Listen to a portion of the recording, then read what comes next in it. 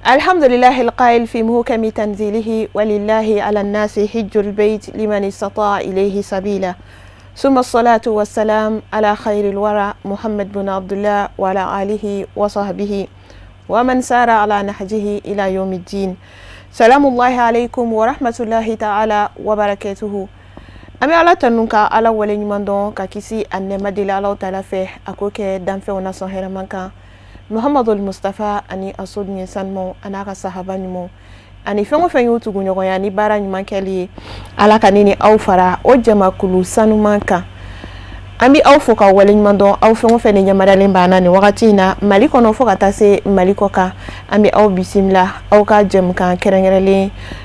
kene konana special hajj kaseka anga hijideun ku kunafonia soro obita bato minunke an yere biseka famialu soro la kaseka ayoro tonobo kanye damda nini la horoma yoro nunye kasangani san bafla ani muka ani woro hiji kabeme kaluma alhamdulillah bi ambe tiba sanunka dugukolo sanmanka groupe shirifla voyage a hijideun ala sona kabeme kalo kleta ani flama uye ala barikada ani wale nyuman don kene basigi uka hotel bakono kaseka fara nyogongali ke hijidew na fokata se anga giduma ka anniversaire amse ka fo spécial anniversaire spécial 12 mai Madinatul Munawwara nini aw anga je anga kene sheria anga chokoroba balik jabate alibi boka kuma nyebla uke anfa ani ankara mogo asegir Sherif Ousmane Madan Haidara ani hijidew ni kuma nyogonya ke anniversaire kenen konana otukulembe olani alaka jey alaka min la tigabo de beke ni Allah taala sona makala me hakli kan ko herebade agence togola ani agence tigino Sherif Ousmane Madan Haidara ni Allah taala sona Allah taala min kalfa alema o diabe ka here ala dumba don ambe dugumina o ya mocheka duguye o lani ala suna Sherifu ye min kanu bi o de ka gato tige ankara mo tola o la mo min fana be agence nyafe no yanga directeur no ali siribe ni ala suna ma anye mo wele ka ben bima watima anga seka jenga na do ka ankara mo he sam bi wolon vla anikele Allahu akbar Allahu akbar Allahu akbar Otma fenven diba damne ni mi seme alala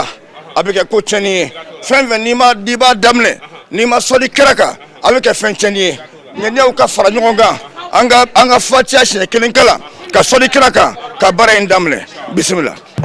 ame kraka dugusa Madinatul Munawwara fana fete yanno abena ka Antoni dugusan man bayingono ami si jani kene abia ala bolo ya rabbi ala ko danima garske sanma nyimam ya ala bolo ya rabbi ala ko danima shi chama ala ka dini no fe ma akana ke kon korola ko ma borge ba sorona ka borge ba chama ndima ka farega shinga ala ko ke ya rabbi de maya ala ka u bela jele tanga ku bela jele sutura noro menene mi be du kono ala ka noro into ya ala kana du fo fiaw ya rabbi labango nyima ala ka dam bela jele ma halisa shijani kene ya ala ka danima mali jamana fana ala ka suma ala ka kishi ala ko ke aka ala ya boya kama ala ko ka kira boya kama ala ko ke kira na somogo kama ala ko ke karamogo ere ka wuliga jo dine ndemeli la shu ani kleo kama ala ko ke ya rabbi ala ka ke ansaru fana ka wuliga jo kama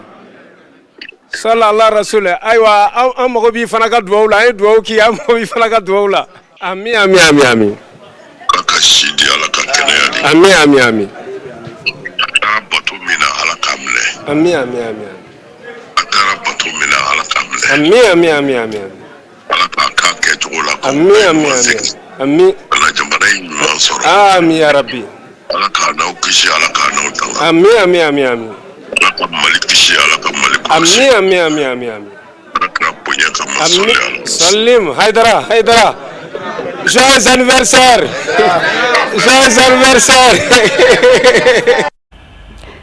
Eid Milad Said li Seyid Sherif Ousmane Madane Haidara sigata la ni anniversaire ani anniversaire shi make kelenye ni anniversaire jara ka tɛmɛ anniversaire bɛɛ lajɛlen ka ciba sanu mɔdenkɛ sanu a ka gato tigɛ a yɛrɛ mɔkɛ kɛrɛfɛla la an bɛ ala de deli ya rabbi ala k'a kɛ dugu in yɛrɛ hɔrɔma kama k'a kɛ ciba yɛrɛ hɔrɔma kama ka sijan ani kɛnɛya k'o di an fa ani an karamɔgɔ ma ala k'a kɛ yɔrɔ in hɔrɔma kama ya rabbi k'an ka jamana in bɔ bolo la jamana in bɛ dingɛ min kɔnɔ k'a bɔ ka hɛrɛ kɛ jamana in ye ani jamanaden kelen-kelenna bɛɛ lajɛlen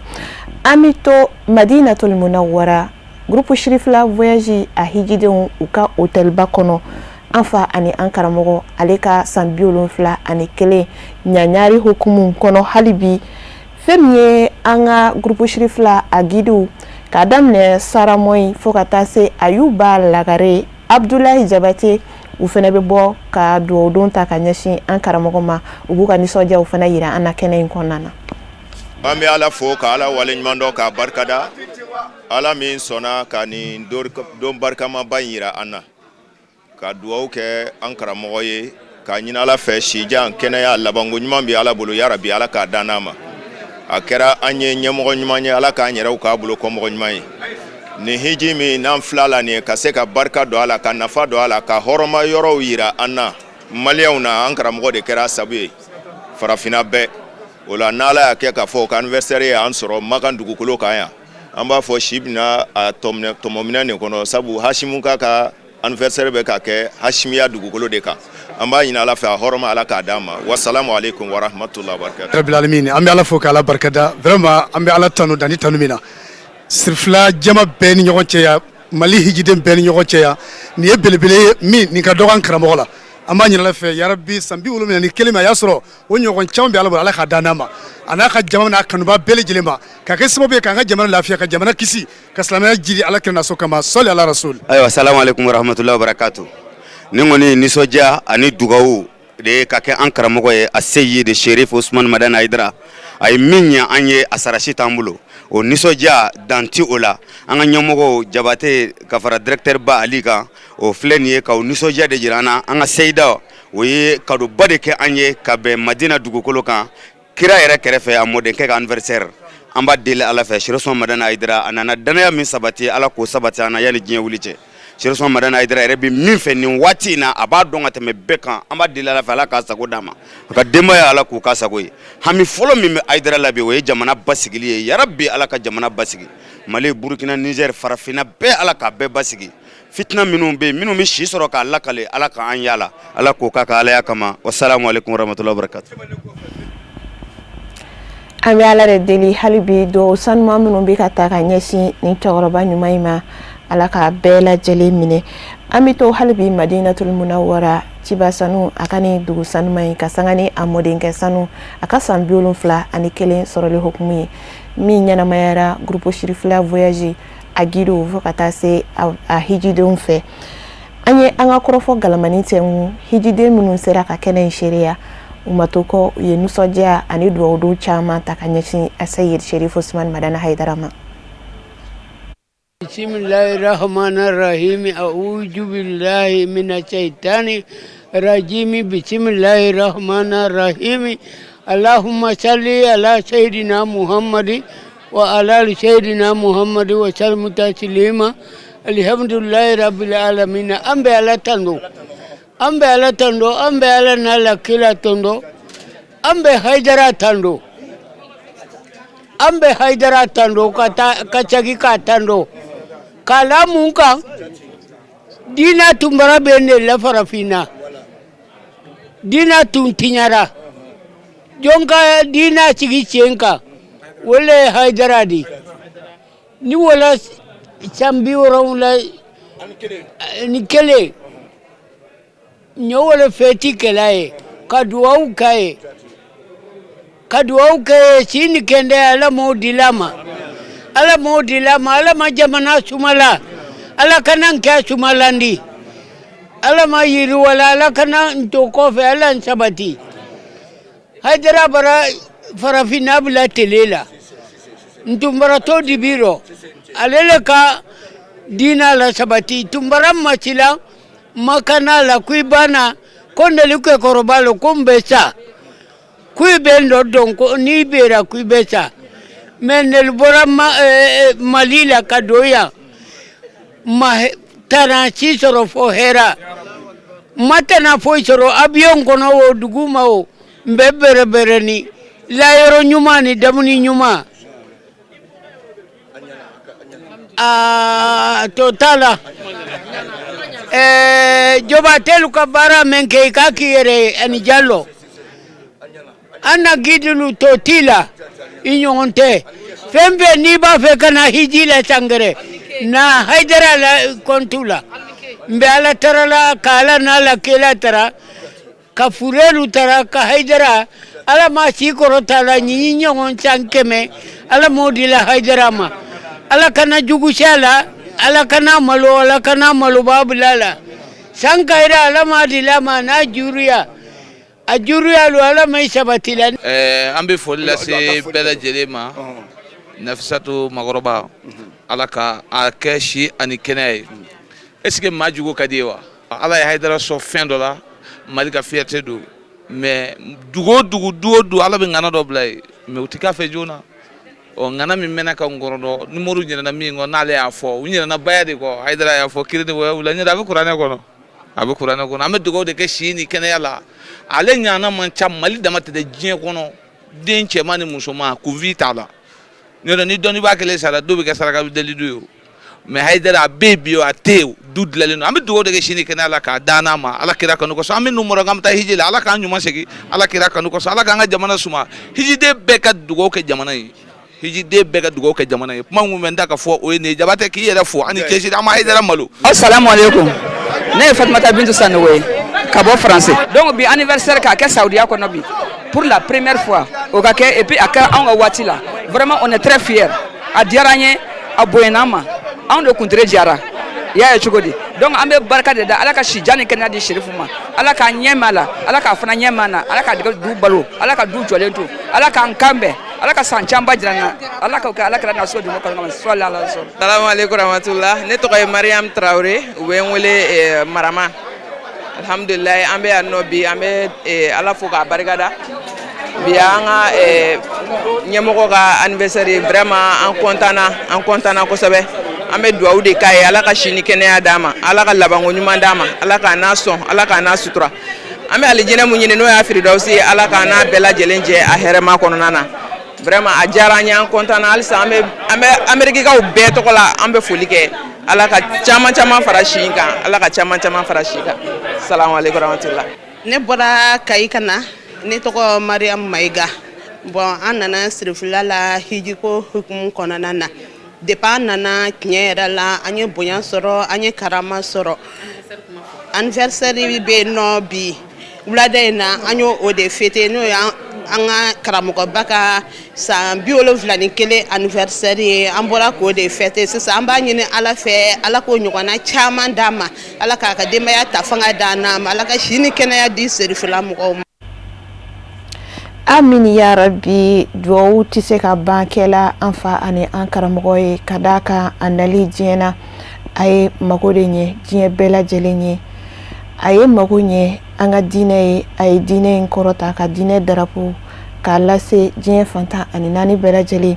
a ma da o dɔrɔn ma adamadenya yɛrɛ la a ye baara caman kɛ a ye kolosoliw ni kalaliw caman kɛ maaya yɛrɛ kɔnɔna na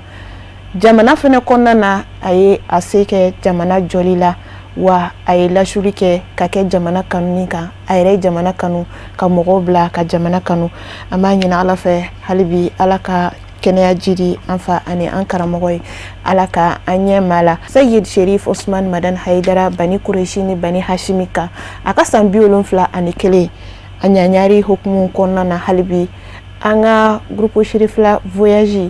a giriw k'a daminɛ DGA la Omar Jabate fo ka taa se Saïd Diallo ani groupe Sherifla yɛrɛ ɲɛmaaba Ustaz Ali Sidibe olu fɛnɛ bɛ bɔ kɛnɛ in kɔnɔna na k'u ka nimisi wasa yira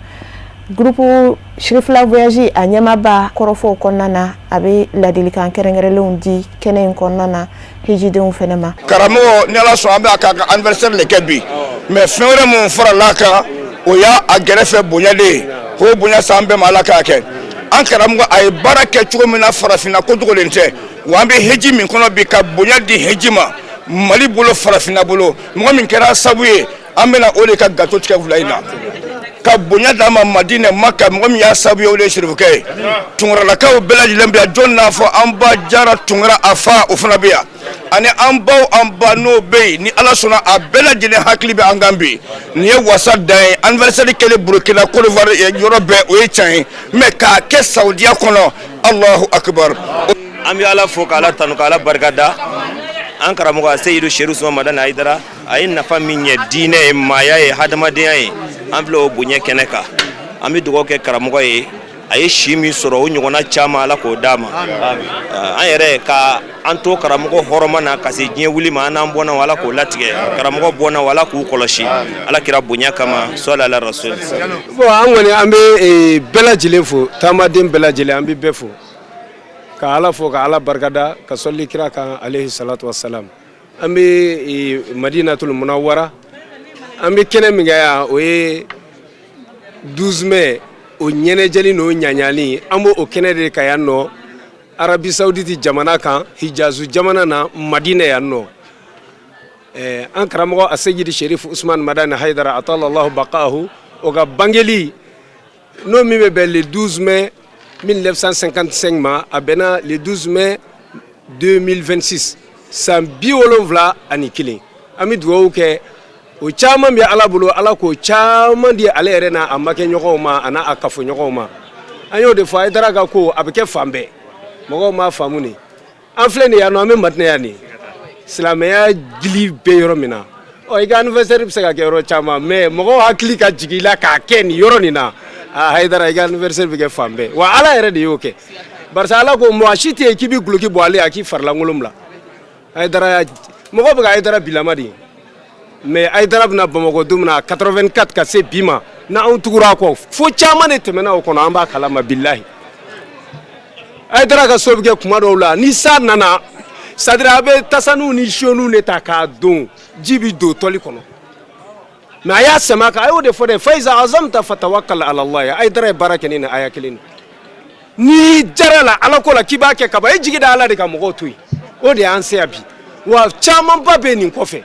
vraiment an tɛna kuma janya mɔgɔw ka joli kuntala o janyana o mɛnna nka an bɛ dugawu kɔni kɛ sijan ni kɛnɛya Ala k'o da n'a ma a n'a makɛ ɲɔgɔnw n'a ɲɛnajɛ ɲɔgɔnw a yɛrɛ ka kuma don ko ni sijan ni kɛnɛya Ala k'o di n'o dira ale ma i ni mɔgɔ minnu fana ni n'olu bɛ se k'a baro bɔ n'o mɔgɔ tɛ yen a bɛ kɛ ko dɔ ye o mɔgɔ minnu n'a ka d'a ye Ala k'a n'olu bɛɛ lajɛlen simaya ɲɔgɔn fɛ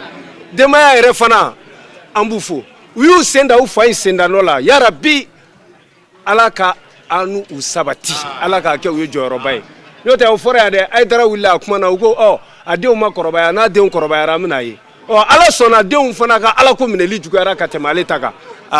u bɛ fɔ dɛ u fana u bɛ fo sabu u y'u fa ɲɛkun ye k'u fa taafan ye ka taa o sira fɛ Ala k'a n'u sara a den bɛɛ Ala ka labanko ɲuman d'an bɛɛ ma kalandenw yɛrɛ a bɛ fo aw minnu fana nana hiji la nin ye a kana ɲinɛ an ka Mali jamana kɔ dɛ Hayidara y'o de fɔ a ka dugawu bɛɛ a y'o de fɔ jamana ye an ka dugawu k'a ye Ala k'a suma jamana ye Ala k'a kolo suma Ala ka na ni basigi ye an fana bɛ taama sira min kan an bɛna bɔ yan sisan an bɛ taa Maka yarabi Ala ka sira nɔgɔya an bɛna taa tawafu min fana kɛ a fana ma nɔgɔn dɔɔnin dɛ Ala k'a nɔgɔya an ma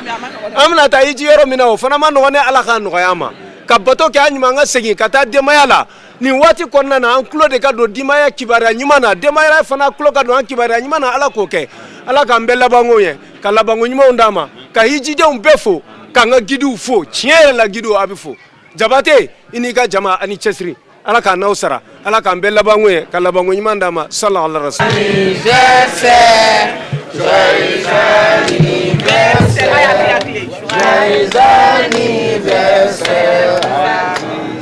Joyeux anniversaire, happy birthday to you, happy birthday to you, happy birthday to you, happy birthday to you, Alakashidima, Alakashidima, Alakashidima, Hayidara. Alakashidima, Hayidara. aje dakunya kele sigatala ni ala ye Sidi Haidara ma an b'a dɔn k'a fɔ baaraw bɛɛ lajɛlen bɛ ɲɛ an b'a ɲini ala fɛ ya rabbi duwawu fɛn o fɛn kɛra ni yɔrɔ barikama in na ni hɔrɔma yɔrɔ in na ala k'a bɛɛ lajɛlen minɛ an fa ma ala k'a minɛ an ka jamana ma an bɛ duwawu kɛrɛnkɛrɛn ka ɲɛsin an ka hijidenw fɛnɛ ma k'a fɔ ya rabbi ala k'u ka hiji kɛ hiji minɛlenw ye ala ka an n'u jurumuw yafa ka duwawu kɛ alisilamɛ bɛɛ lajɛlen ye ala ka hiji nɔgɔya an n'u kelenkelenna bɛɛ lajɛlen ya rabbi ala kana yɔrɔ in to kunpan na maa si ye ka an ka gidiw fɛnɛ fo ka d'a kan an b'a dɔn k'a fɔ baara ninnu a ma nɔgɔn u bɛ wuli ka jɔ ani cɛsiri caman de la mɔgɔ sɔn ka hijiden ninnu ladon an b'a fɔ ya rabbi ala ka n'u dɛmɛ u ka baara la Usaz Ali ale min ye groupe Shirifula yɛrɛ ɲɛmaaba ye a n'a ka cɛdenw bɛɛ lajɛlen an b'u fo ka foli kɛrɛnkɛrɛn ka ɲɛsin an ka sharifaw ma Seyida Nafisa Haidara Seyida Makɔrɔba Haidara fo ka taa se an ka gidideni ma Fatima Jabi an b'a fɛnɛ fo kɛnɛ in kɔnɔna na ala ka baara ninnu bɛɛ lajɛlen nɔgɔya an sera ka fitinin min fara ɲɔgɔn kan ka lase aw ma bi o de kun bɛ tali kɛ na an bɛ ala deli ala fɛ san 71 caman bɛ ala bolo ala k'o di an karamɔgɔ ma an b'a fɔ taaba bikal umru ya sayyida rijal ya sayyid Sherif Usman Madani Haidara kullu amin wa antum bi alfi khair insha Allah